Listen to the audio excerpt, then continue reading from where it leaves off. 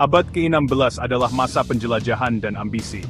Kekuatan-kekuatan Eropa, didorong oleh daya pikat barang-barang eksotis dan kekayaan, memulai perjalanan berani ke timur.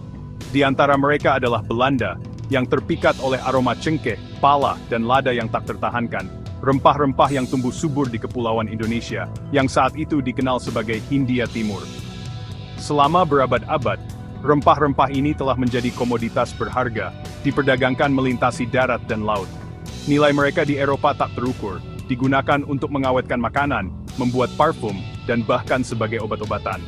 Belanda, yang ingin memanfaatkan perdagangan yang menguntungkan ini, berlayar ke timur, dipimpin oleh para penjelajah seperti Cornelis de Houtman. Pada tahun 1556, Houtman dan armadanya mendarat di Banten, sebuah pelabuhan yang ramai di Jawa Barat. Ini menandai awal dari hubungan yang panjang dan kompleks antara Belanda dan Kepulauan Indonesia. Sebuah hubungan yang secara mendalam akan membentuk nasib kedua bangsa. Pertemuan awal antara Belanda dan penduduk setempat, terutama difokuskan pada perdagangan.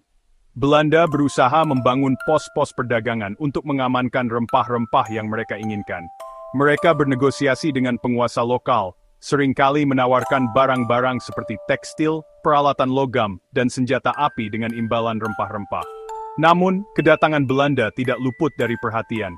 Kepulauan ini, pada saat itu, bukanlah sebuah entitas yang bersatu tetapi merupakan tambal sulam dari kerajaan-kerajaan dan kesultanan-kesultanan yang kuat.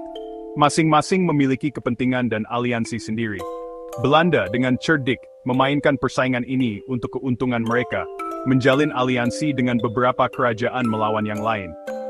Periode ini juga menyaksikan kedatangan kekuatan Eropa lainnya, seperti Portugis dan Inggris, yang semuanya bersaing untuk menguasai perdagangan rempah-rempah. Persaingan sangat ketat, dan Belanda, yang bertekad untuk unggul, mulai menggunakan taktik yang semakin agresif. Seiring dengan semakin besarnya kehadiran Belanda, ambisi mereka pun semakin besar. Apa yang dimulai sebagai kepentingan komersial murni secara bertahap, berubah menjadi keinginan untuk mengendalikan. Perusahaan Hindia Timur Belanda, yang didirikan pada tahun 1902, memainkan peran penting dalam perubahan ini. VOC, yang diberi kekuasaan besar oleh pemerintah Belanda, mulai menegaskan dominasinya, tidak hanya dalam perdagangan, tetapi juga dalam urusan lokal. Konflik dengan penguasa lokal menjadi lebih sering terjadi. Salah satu tokoh yang paling terkenal dari era ini adalah Jan Pieter Soen Koen, Gubernur Jenderal VOC yang kejam. Dia percaya dalam membangun hegemoni Belanda dengan cara apapun. Pada tahun 1919, Koen memimpin penaklukan brutal atas Jayakarta, sebuah kota pelabuhan di Jawa Barat. Kota itu dihancurkan dan dibangun kembali sebagai Batavia, markas baru VOC.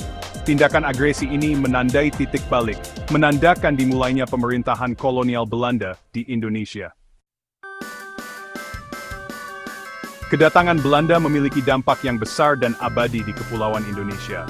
Kontrol perusahaan Hindia Timur Belanda atas perdagangan rempah-rempah menyebabkan perubahan ekonomi yang signifikan. Pola perdagangan tradisional terganggu, dan ekonomi Indonesia semakin terintegrasi ke dalam pasar global, tetapi dengan syarat-syarat yang ditentukan oleh Belanda. Secara sosial, Belanda memperkenalkan bentuk-bentuk baru administrasi, hukum, dan pendidikan. Bahasa Belanda menjadi terkenal, terutama dalam perdagangan dan pemerintahan. Agama Kristen, meskipun tidak seluas di koloni Eropa lainnya, juga menemukan pijakan. Namun, perubahan ini seringkali harus dibayar mahal. Tradisi dan adat istiadat setempat ditekan, dan penduduk asli seringkali terpinggirkan dari kekuasaan. Kedatangan Belanda pada abad ke-16 menandai dimulainya era baru dalam sejarah Indonesia, yang akan menyaksikan pemerintahan kolonial selama berabad-abad. Sementara pertemuan awal didorong oleh perdagangan, rasa haus Belanda akan kendali dan kesediaan mereka untuk menggunakan kekerasan untuk mencapai tujuan mereka, mengatur panggung untuk hubungan yang kompleks dan seringkali penuh gejolak, yang gaungnya masih dapat dirasakan hingga saat ini.